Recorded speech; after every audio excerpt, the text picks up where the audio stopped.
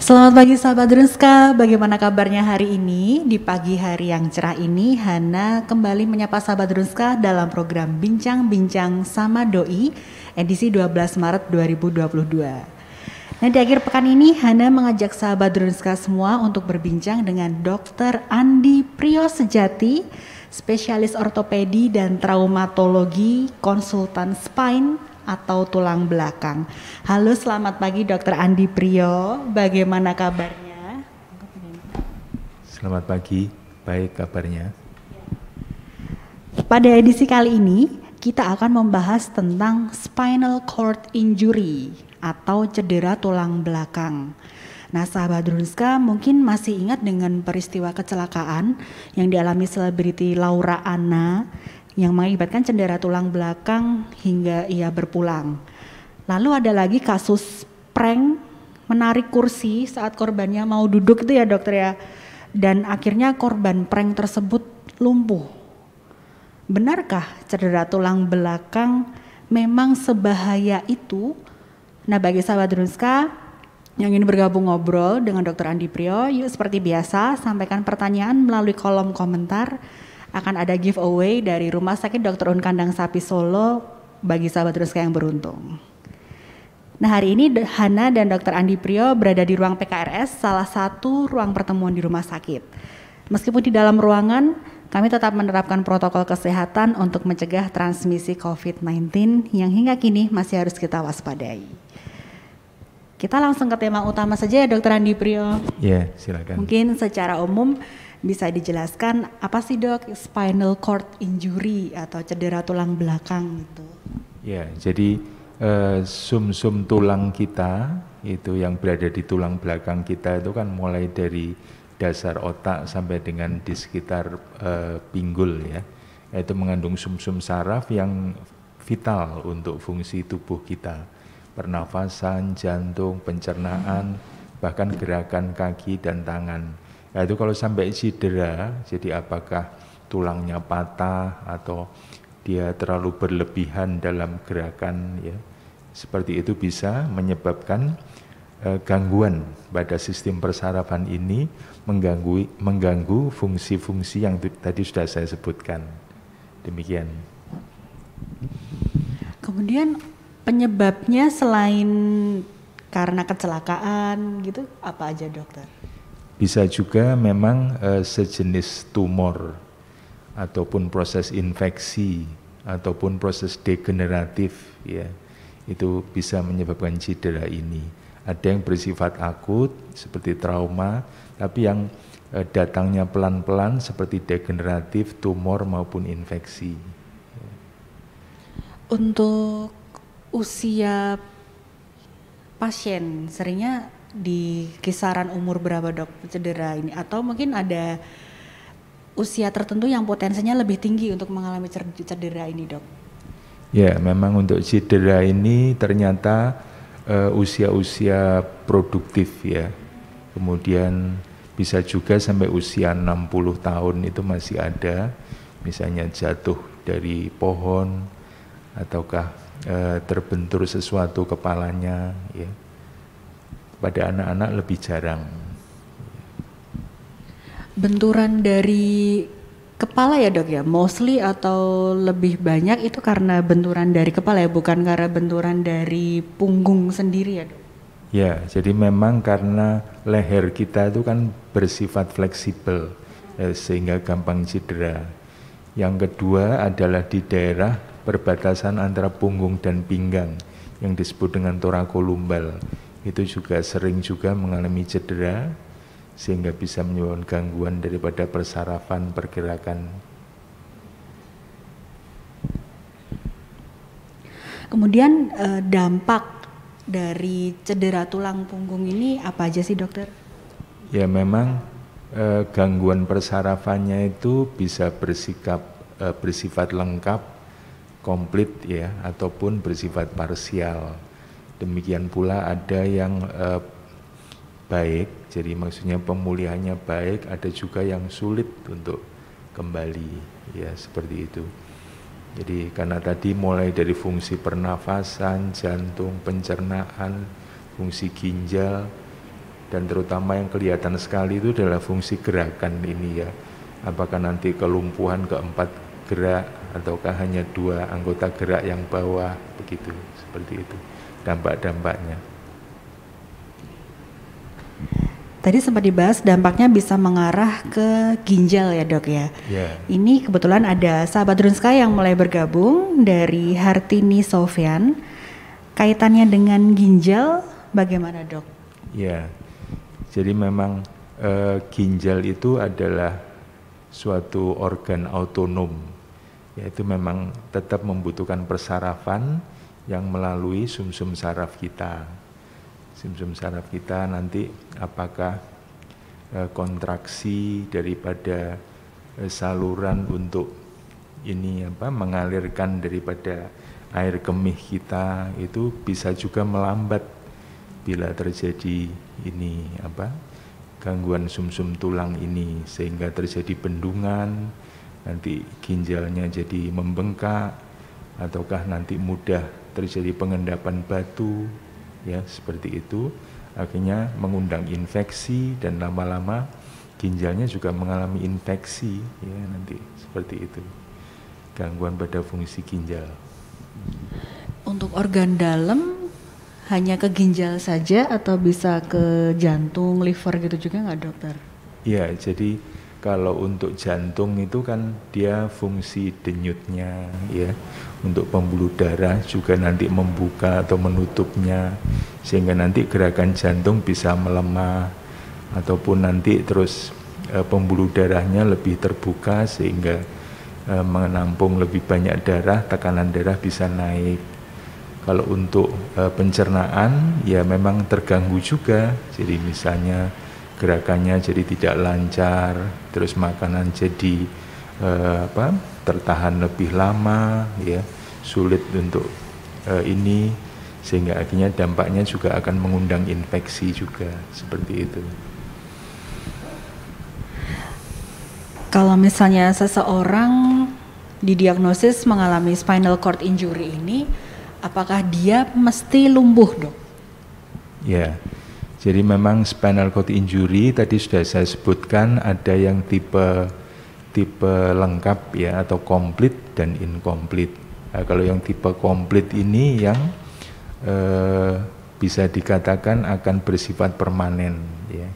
Tapi kalau yang tipe incomplete, itu masih ada harapan ya, karena berarti dia kalau incomplete tidak semua saraf itu terkena, sehingga mempunyai potensi untuk terjadinya regenerasi, berangsur-angsur akan terjadi perbaikan.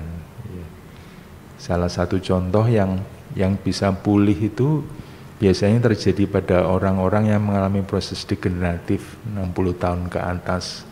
Jadi awalnya itu terjadi kelumpuhan, tapi biasanya kelumpuhannya itu yang di tangan lebih berat daripada yang di kaki.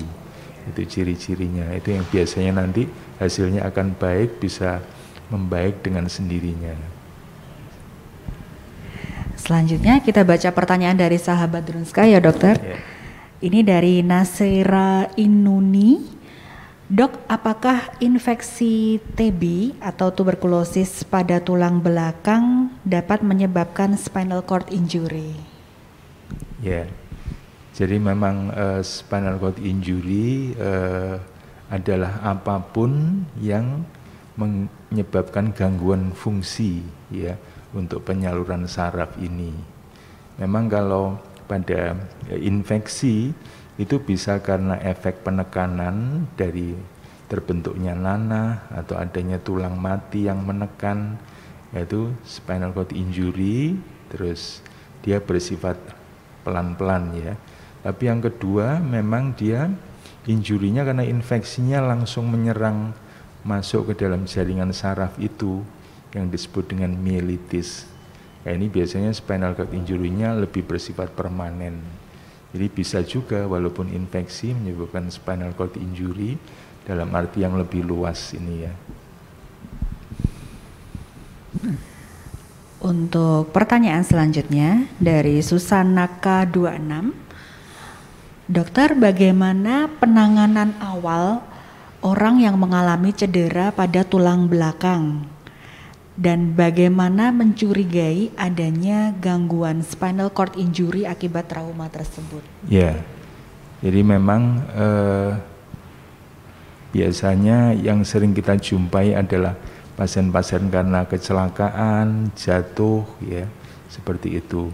Jadi biasanya dia mengeluhkan mati rasa, ya, atau sulit digerakkan. Kemudian ada salah satu bagian dari punggung kita yang nyeri sekali, ya, itu harus dicurigai awalnya. Yaitu kita tidak boleh mengangkat hanya satu atau dua orang, karena nanti tulang belakang kita akan istilahnya tidak lurus, ya, apakah yaitu menambah cedera.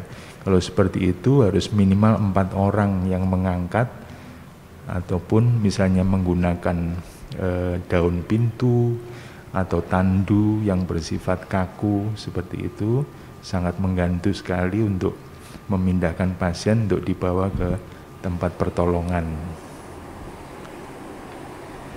Kemudian untuk mencurigai adanya gangguan spinal cord injury itu bagaimana, dok? Ya, jadi yang sudah saya sebutkan tadi, jadi begitu cedera, ada gangguan rasa lemas, ada rasa tebal, kemudian nyeri pada salah satu bagian dari punggung kita setelah terjadinya jatuh atau tertabrak atau misalnya tertimpa sesuatu pada punggung kita, nah kita harus mencurigai bahwa ini mungkin ada gangguan pada atau spinal cord injury, ya, seperti itu. Kemudian ada pertanyaan lagi dari ISWTSH, saat mengalami kecelakaan, apa saja screening tulang belakang yang harus dilakukan, dok?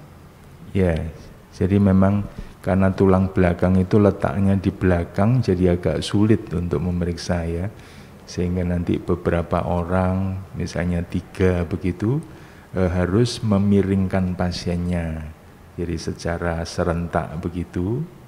Nah, kemudian seseorang bisa melakukan perabaan, ya, pada bagian tengah daripada punggung kita. Bila itu terjadi nyeri, apakah di leher, di punggung ataupun di pinggang, sangat mungkin terjadi kelainan. Apakah hanya berupa retak ataupun bisa juga sampai terjadi pergeseran daripada tulang belakang yang bisa mengganggu sumsum saraf di dalamnya. Demikian. Kemudian bagaimana angka kesembuhan pasien dengan spinal cord injury ini, dok? Angka kesembuhan ini memang faktornya banyak sekali, ya. Tadi disebutkan kalau dia tipenya tipe incomplete, angka kesembuhannya cukup tinggi. Kalau tipenya tipe komplit, rendah. Demikian pula jenis pertolongan. Bila kita segera melakukan pertolongannya, segera kita berikan obat-obatan anti bengkak. Bila memang sudah indikasi bisa dilakukan operasi pembedahan, maka akan baik. Tapi cukup sering juga di masyarakat kita terus ke alternatif, kemudian bila tidak sembuh sudah 1 bulan baru dibawa, seperti itu kondisinya akan tidak baik untuk pasiennya, cenderung akan menetap. Sehubungan dengan tadi kita harus sabar untuk hasilnya, ini juga ada pertanyaan, dok. Apakah ada treatment herbal untuk memulihkan spinal cord injury ini, dok? Apakah memang harus dengan tindakan medis? Ya, memang herbal itu harus kita lihat dan nanti dikaitkan dengan proses yang terjadi pada spinal cord injury ini. Seperti kita ketahui kan, spinal cord injury ini nanti akan terjadi proses peradangan, terus kemudian aliran darah yang tidak lancar. Saya kira sepanjang ada obat-obatan herbal yang bisa mengarah ke situ, ini saya kira masih ada harapan untuk penggunaan daripada herbal itu. Memang mestinya harus ada research, ya, misalnya tingkat sel bahwa isi daripada suatu herbal bisa menekan proses radang, maka nanti akan bisa masuk ke dalam kandidat daripada pengobatan spinal cord injury ini. Selanjutnya pertanyaan dari Marta Diana Pisyoko. Dokter izin bertanya, apakah cedera tulang belakang itu bisa terjadi dengan tidak disadari? Dalam artian, mungkin sebenarnya cedera sudah berlangsung lama tapi tidak diketahui. Ya, jadi memang itu ada jenis-jenis yang proses penyakitnya itu bersifat lambat ya. Jadi dia menekan sarafnya itu secara pelan-pelan. Jadi awalnya mungkin hanya terasa pegal-pegal ya. Terus kemudian beberapa minggu begitu terus terjadi kelemahan begitu ya. Nah, itu bisa bersifat mengenai spinal cord injury juga. Tapi kebanyakan itu memang karena akut ya, jadi terjadinya mendadak yang sering karena proses trauma tadi. Tapi bisa juga yang bersifat pelan-pelan seperti itu. Tindakan apa aja sih dok yang dilakukan untuk menangani pasien spinal cord injury ini, mulai dari dia datang konsultasi sampai untuk tindakan penyembuhannya gitu dok? Ya, jadi memang tindakannya itu harus, kalau misalnya yang kasus akut yang terbanyak tadi, itu harus sejak dari tempat kejadian. Jadi kita dalam penanganan yang menderita spinal cord injury ini harus secara benar, bagaimana cara memindahkannya. Terus kemudian karena itu kan terjadi ini ya pembengkakan, gangguan aliran pembuluh darah di tempat cedera, ya segera ambulan datang, dipasang infus, diberikan oksigen, kemudian segera kita bawa ke center kesehatan kita. Nah, nanti di sana akan diperiksa dengan foto polos, apakah retak ataukah bergeser ya. Kalau misalnya terjadi pergeseran ya harus segera kita lakukan ini traksi ya, karena tujuannya itu adalah segera secara pelan-pelan mengembalikan yang bergeser itu. Kemudian kita lakukan perbaikan daripada kondisi pasien. Bila kejadiannya itu sebelum 8 jam sudah nyampe di rumah sakit, itu ada pemberian anti radang yang secara dosis besar. Itu biasanya kita berikan secara 24 jam, hasilnya akan baik ya. Jadi bisa meningkatkan misalnya kelumpuhannya itu semula hanya kekuatan ototnya 2, itu bisa membaik menjadi 3 atau 4 seperti itu. Sampai nanti kalau memang bila perlu pergeserannya itu sulit untuk kembali, bila perlu bisa dilakukan pembedahan. Untuk selanjutnya nanti diteruskan dengan program rehabilitasi, mulai latihan duduk, berdiri, latihan jalan, seperti itu. Itu proses tindakannya itu berapa lama dokter? Ya, memang kalau di rumah sakit yang di Solo ya, seperti tipe A atau tipe B itu, di mana di situ sudah cukup lengkap, itu memang bisa segera ya. Jadi kondisi pasien kita perbaiki, tanda-tanda vital sign-nya cukup aman, nanti dilakukan operasi dan pembiusan, maka bisa segera kita lakukan ya. Memang idealnya itu adalah waktu untuk membebaskan jepitan itu sampai 72 jam. Itu cukup bisa dijangkau di rumah sakit di Solo tipe A dan tipe B. Kalau 72 jam itu hasilnya akan lebih baik daripada bila lebih daripada itu. Kita baca pertanyaan yang lain dari sahabat Drunska. Dari Mami Trikids, dokter apa saja sih yang bisa dilakukan dan yang perlu dihindari atau do and done bagi penderita spinal cord injury? Ya, jadi yang perlu dihindari supaya mengurangi risiko spinal cord injury. Misalnya bila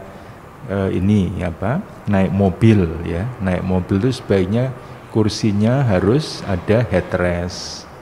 Ya, demikian pula kita harus menggunakan safety belt seperti itu, sehingga bila terjadi cedera kita nggak terlalu tubuh kita ya, sehingga bisa menyebabkan cedera pada tulang belakang kita.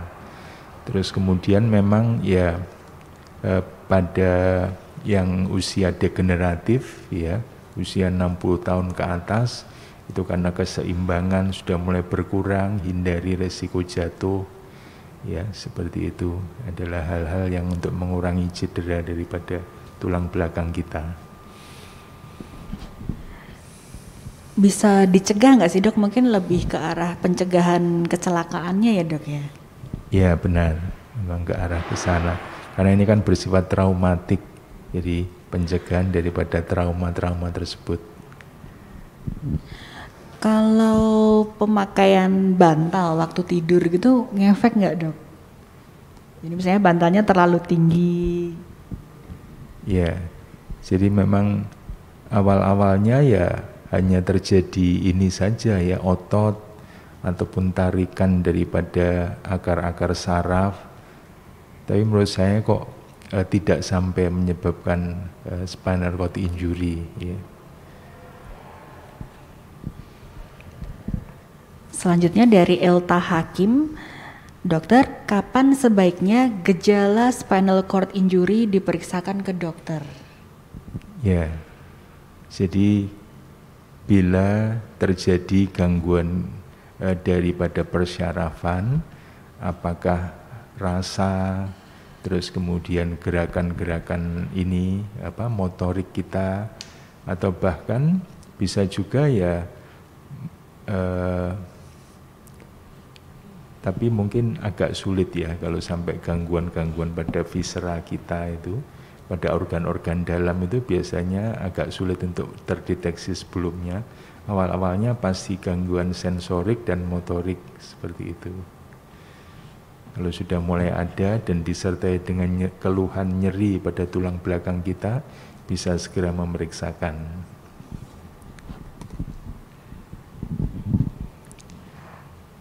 Kemudian, bisakah kebiasaan duduk yang salah, jadi duduk yang suka sembarangan gitu loh dok, posisinya tidak ergonomis gitu, dan menyebabkan punggung nyeri, jadi posisi duduk yang bisa bikin punggung nyeri itu menjadi indikasi awal terjadinya spinal cord injury dok?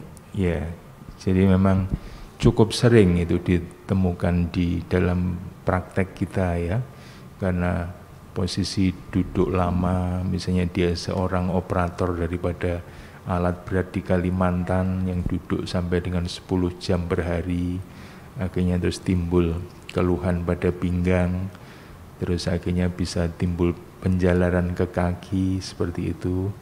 Atau yang kedua cukup banyak juga pada ini yang bekerja ya, apakah dengan laptop atau di perkantoran, itu biasanya leher kalau seperti itu.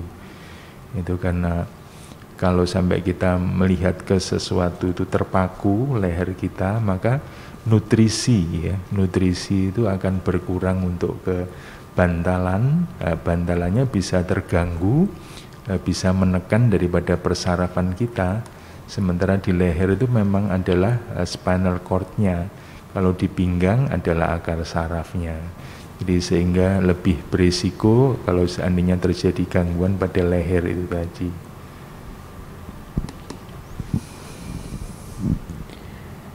Kemudian ini mungkin dari sahabat Ruska yang baru aja gabung, sebenarnya tadi sudah sempat dibahas sama Dokter Andi Priyo. Mungkin bisa dijelaskan kembali dokter, pemeriksaan apa saja yang bisa dilakukan untuk mendeteksi dini gejala spinal cord injury? Ya.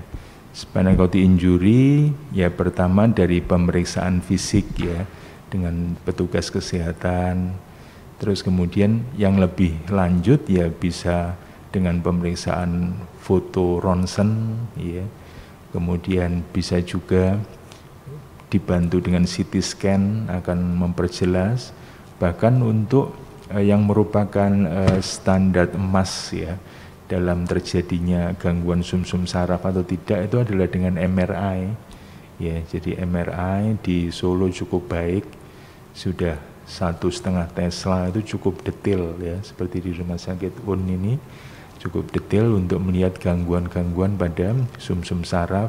Kita bisa menentukan jenisnya, prognosisnya ya, dengan MRI yang ada. Demikian pemeriksaannya. Jadi lebih ke arah radiologi ya dokter ya? Iya. Lalu ini juga mengulang penjelasan yang di awal tadi dokter, mengapa cedera tulang belakang bisa menyebabkan kelumpuhan? Ya, jadi memang cedera tulang belakang itu menyebabkan penekanan ya. Penekanannya itu ada yang bersifat mendadak ya, mendadak dan cukup besar. Di mana sumsum saraf kita di situ adalah jaringan yang cukup halus ya, merupakan serabut-serabut saraf, ada pembuluh darah. Dia sangat peka sekali dalam perubahan daripada sekitarnya. Memang tubuh sudah melindungi ya, ada bantalan air, ada yang cukup fleksibel tulang belakang kita. Tapi memang kalau terlampau besar dan tiba-tiba ya akhirnya terganggu juga. Nah, di situ nanti tidak hanya yang disebut dengan primary injury ya, tapi tidak berapa lama dari itu ada proses-proses seperti inflamasi, terjadi perdarahan di situ yang disebut dengan secondary injury itu juga menyebabkan memperberat juga terjadinya adanya spinal cord injury itu. Jadi dia terjadi 2 kali proses itu yang sebagian besar terjadi di tempat kita. Penderita spinal cord injury ini masih memungkinkan untuk olahraga nggak sih dok? Ya olahraga setelah nanti dia memasuki fase akut, fase pengobatannya sudah selesai, kita lihat bahwa tulangnya sudah kuat ya, mungkin ada gejala-gejala sisa itu perlu dilakukan rehabilitasi, ya itu nanti masih bisa ya olahraga yang sesuai dengan bagaimana keadaan dia terakhir. Itu apakah memungkinkan olahraga pilihan yang mana masih bisa untuk berolahraga. Kemudian ini ada pertanyaan dari Ica Anastasia. Ini terkait dengan area leher ini dokter. Yeah. Pagi dokter, saya mau tanya, kan sering ya kepala atau leher itu pegel, terus kita gelengkan ke kiri ke kanan sampai bunyi klek-klek gitu dokter. Yeah. Jika diteruskan terus menerus, kadang kan kerasa enak ya dokter kalau udah bunyi krek-krek gitu, itu bisa bahaya nggak dokter? Iya, jadi memang sampai terjadi bunyi itu berarti gerakannya sudah cukup berlebihan dalam hal kalau kita melihat dari aspek persendian di leher. Ya. Jadi persendian di leher itu kan ada 3. Di depan itu adalah diskus, di belakang itu ada 2 sendi faset. Nah, yang gampang yang sampai menyebabkan bunyi itu adalah 2 sendi faset ini. Sehingga nanti kalau kebiasaan itu dilakukan, maka pada sendi faset itu adalah adanya tulang rawan. Nah, tulang rawannya akan gampang menipis. Sehingga nanti dia dalam fungsi gerakan itu akan terganggu dan akhirnya timbul reaksi daripada jaringan di sekitarnya. Jadi nanti terjadi penebalan daripada kapsulnya, di mana itu bisa mempersempit ruangan bagi persarafan. Jadi nanti kira-kira akibatnya akan mengarah ke sana.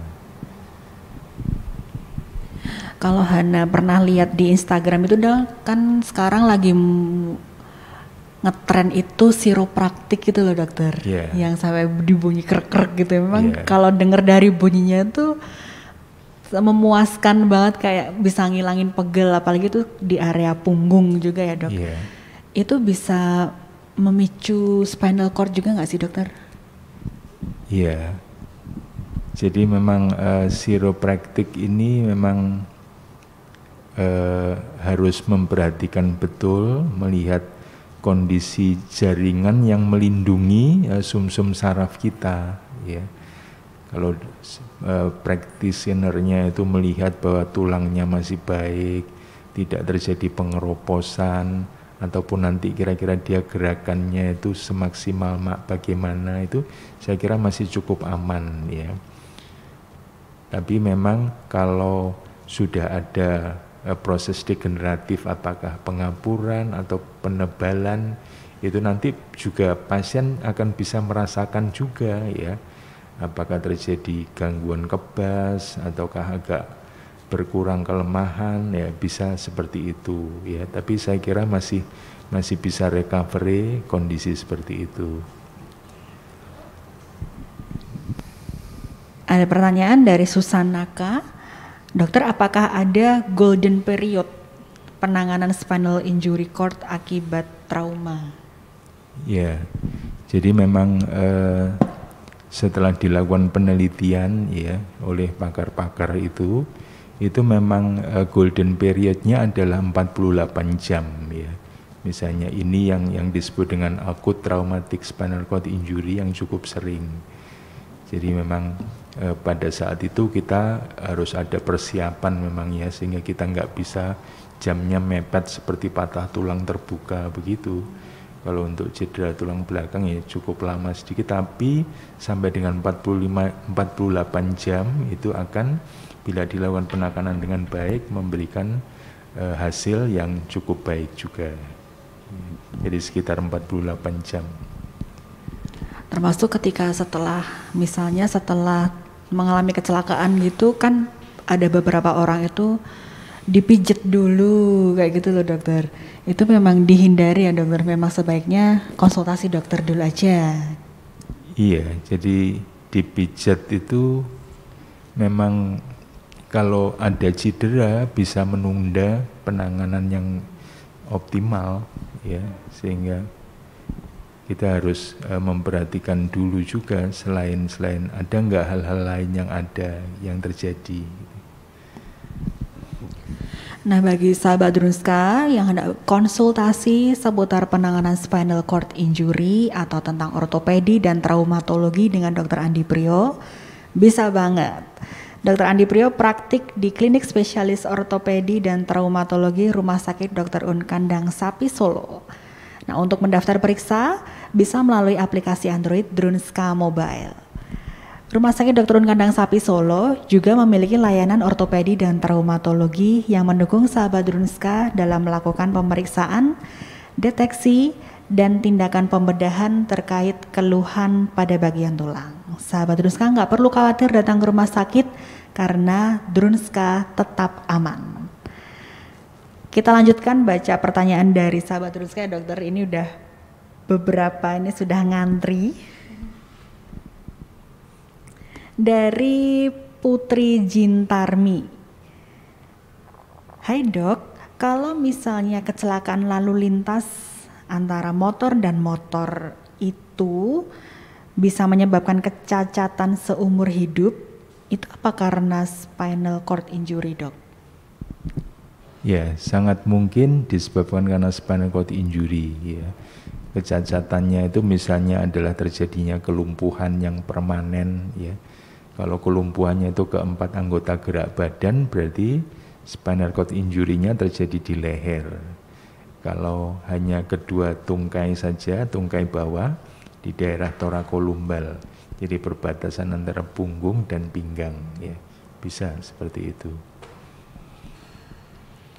Kemudian dari SWT lagi, pernah dengar dok kalau suntik epidural tidak boleh banyak gerak biar nggak kena sumsum tulang belakang karena bisa bikin lumpuh. Bener nggak sih dok? Ya, memang pada saat prosedur suntik itu tadi yang disebut dengan injeksi epidural, itu memang diharapkan pasiennya tenang ya. Pada prosedur itu pun juga ada tindakan pengamanan ya.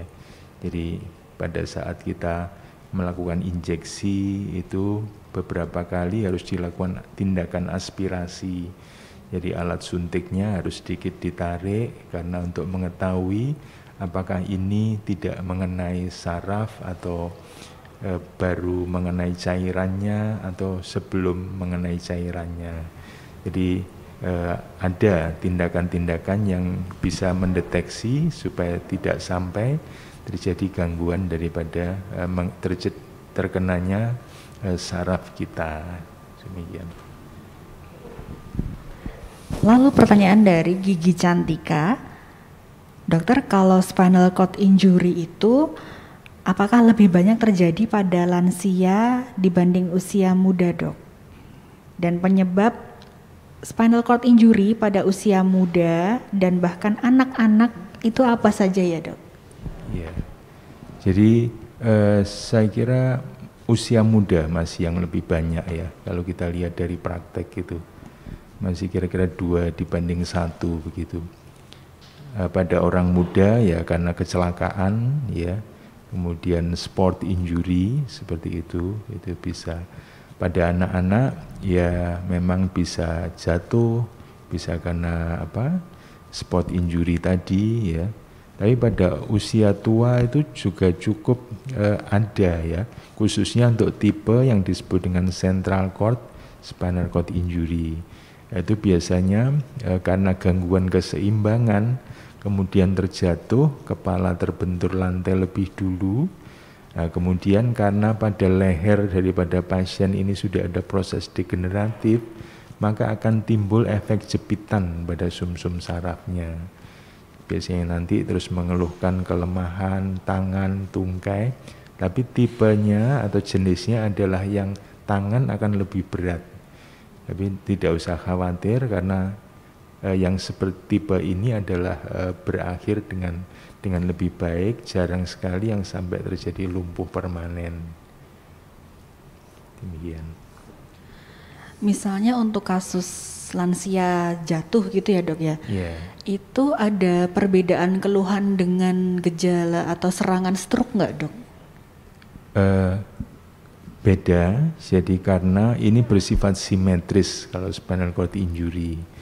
Sedangkan stroke memang cenderung pada satu sisi ya. Terus biasanya tidak disertai dengan penurunan kesadaran ya. Pasien tetap alert terus tapi mengeluhkan seperti itu dan ada keluhan pada punggungnya. Apakah nyeri pada leher, nyeri pada punggung seperti itu. Kemudian dari Gigi Cantika lagi, apakah benar kalau tulang yang keropos atau osteoporosis itu lebih mudah dan rentan terkena spinal cord injury, dok? Ya, jadi memang tulang yang sehat itu memang melindungi ya persarafan, karena tulang belakang fungsinya selain untuk postur ya, untuk gerakan juga untuk melindungi saraf kita. Sehingga memang harus dijaga kualitasnya ya, harus dihindari terjadinya osteoporosis ya, seperti itu sehingga dia tetap sebagai cangkang yang baik bagi sumsum spinal cord kita ya, demikian. Kan ada itu, dok, kayak susu suplemen tulang gitu-gitu ya, dok ya. Yeah. Itu dianjurkan untuk dikonsumsi itu untuk usia mulai berapa tahun sih, dok? Ya, kalau wanita itu kan memang peak bone mass-nya itu kan usia 33 ya. Setelah itu akan terjadi pengurangan terus. Nanti dia kalau menopause akan lebih turun lagi ya. Jadi sehingga setelah tercapai peak bone mass ini kita harus memperhatikan ya asupan kalsium dan vitamin D kita ya. Itu kan bisa didapatkan dari susu, dari makanan ya. Harus diperhatikan gizinya sehingga kita asupan kalsium kita akan tetap terjaga untuk mencegah terjadinya osteoporosis. Kemudian ini pertanyaan terakhir, dokter. Cuman agak nyerempet-nyerempet ke HNP ini, dokter. Setelah operasi HNP atau saraf kejepit, itu apakah ada pantangan atau larangan aktivitas tertentu, dokter? Atau ada anjuran posisi duduk atau posisi tidurnya seperti apa? Ya, jadi memang operasi HNP ini ada risiko terjadinya HNP ulang, ya itu sampai dengan 20%, ya, sehingga harus ada tindakan-tindakan atau bagaimana ya supaya nanti ini enggak terjadi, ya, seperti duduk terlampau lama, terus kemudian gerakan-gerakan olahraga pun yang ada gerakan rotasi ya sebaiknya dihindari. Kemudian memang otot-otot ya di sekitar tulang belakang harus dilatih, diperkuat karena dapat sebagai pengganti ya, ikut memperkuat karena ininya sudah mengalami perubahan adanya HNP tadi ya. Jadi memang untuk seterusnya harus tetap dijaga ya. Itu bisa nanti menyebabkan hasil operasinya awet sampai 15 tahun demikian. Mungkin ada closing statement dokter atau pesan-pesan untuk sahabat Drunska dalam hal menjaga tulang punggungnya atau tulang belakangnya biar tetap sehat dan tetap produktif, dokter. Ya, jadi memang tulang belakang ini sangat penting ya. Nanti kalau sampai terganggu kita juga akan susah ya. Aktivitas pekerjaan akan terganggu sehingga sangat perlu kita menjaga postur ya. Postur yang ergonomis ya. Kalau leher itu harus seperti itu, punggung agak membungkuk sedikit, demikian pinggang, sehingga nanti dalam bekerja ada hal-hal yang harus dilakukan ya. Duduk harus dalam sandaran yang memang sandarannya itu ada lumbar supportnya. Kemudian kalau laptop itu juga tidak boleh terlalu rendah ya. Saya lihat itu di lift di Rumah Sakit Dr. Un ini sudah ada tunjuk bagaimana posisi ergonomi ya, itu memang harus dipertahankan ya seperti itu untuk ininya supaya lebih baik. Kemudian juga cedera ya, penghindaran daripada cedera, demikian pula untuk kualitas tulang ya, itu juga harus diperhatikan supaya dia tetap bisa melindungi spinal cord kita. Demikian. Dokter Andi Priyo, tidak terasa kita udah bersama selama hampir 1 jam ini dokter ngobrol nggak kerasa. Terima kasih untuk edukasi dan informasi yang diberikan siang ini kepada sahabat Drunska ya dokter. Terima kasih juga untuk seluruh sahabat Drunska yang sudah stay tune, setia mengikuti dari awal hingga akhir. Pemenang giveaway bincang-bincang sama doi hari ini akan diinformasikan melalui postingan Instagram TV @Drunska. Jadi tetap stay tune ya. Nah, tetap jaga kesehatan dengan makanan yang bergizi. Jangan lupa untuk selalu mencuci tangan dengan sabun, jaga jarak fisik dengan orang lain, protokol kesehatan harus tetap diterapkan, kurangi mobilitas, keluar rumah hanya untuk keperluan penting aja. Kita berdoa semoga wabah virus corona ini segera berakhir. Rumah Sakit Dr. Un Kandang Sapi Solo aman untuk Anda. Sampai jumpa di acara Bincang-Bincang sama Doi selanjutnya.